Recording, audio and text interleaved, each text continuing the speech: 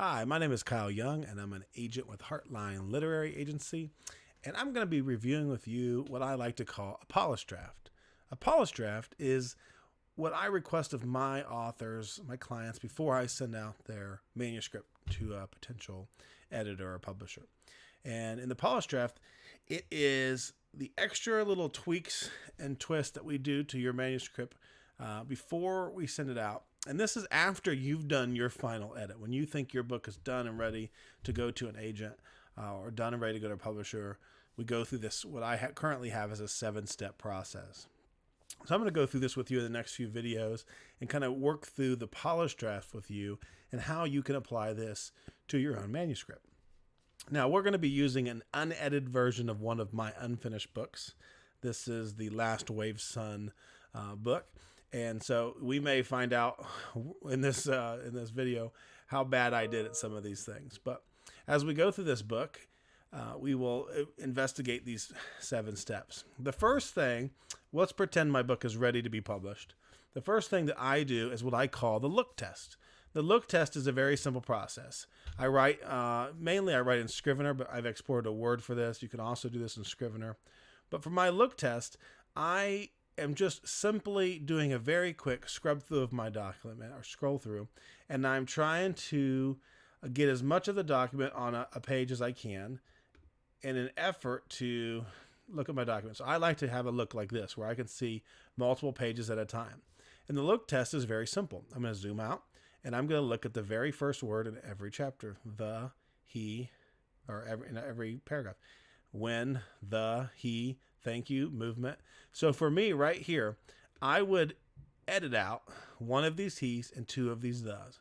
For me, I don't want to have the same word repeat too much because I don't want it to cause my reader to become distracted, because a distracted reader can end their reading adventure through your book.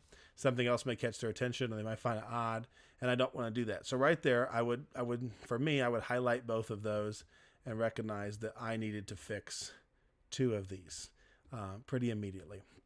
And so as I keep going through, I have my main character, Avo, and I have his name here twice. So as I go through, I just continue and look on that same page, I have it again. And so as I go through, I have an I'm, and I have an I'm, and I have an I will. So that I and I'm, I would change that for me. So this is how I go through each of my chapters, and I would go through chapter at a time and just scroll through, and I quickly highlight them. And then what I'm going to do is, once I've got them all highlighted and recognize there's a problem, I'm going to go back and begin changing them. And one of the things here on my 3rd page, I have another I'm right here. And yes, it's all dialogue, but it's still too much. Because I have 3 of them, I don't know exactly how this is going to be broken up on the pages of a book that was published. So all 4 of those may end up on the same page. I don't want all 4 of those end up on the same page. And that's going to be something that's going to kind of symbolize maybe to my reader that I didn't think that through too much, or it might catch them and seem awkward. So I would edit at least 2 of those, maybe 3 of those out of my manuscript and just change the dialogue in some way so I didn't have words repeating over and over and over again. Personally, my goal is not to have any more than on one word on each page. So I would not want to have something repeat twice on the same page. Sometimes you can't get around it and you don't want to risk losing your voice if that happens, but that's what I look for in the first stage of my look test, which is the look chapter test. Once I do a look chapter test, then I do a look test in my paragraphs. And so I do the same exact process of scrolling, and maybe I won't zoom out quite as much, but I will do the same exact process, and I will go through each paragraph. So I will go to my paragraphs. I have the, face, he, his, thick, cheers, they, he. So instantly I have a he. Without one of those will get changed. Standing, and then you can even be, if you want to be nitpicky, for me, this he would probably be edited out because I start another he down here at my next sentence. I have another he. So that would mean that I would have 4 sentences that start with he. And I kind of consider anything after a phrase like standing or, I try to make it I try to realize that this is really my starting sentence, and this is probably a bad sentence that would need edited anyways. And so that's how I would take 3 of those he's out, and possibly 4 of those he's out with this one in here. And then I go to my next chapter. He dropping, he,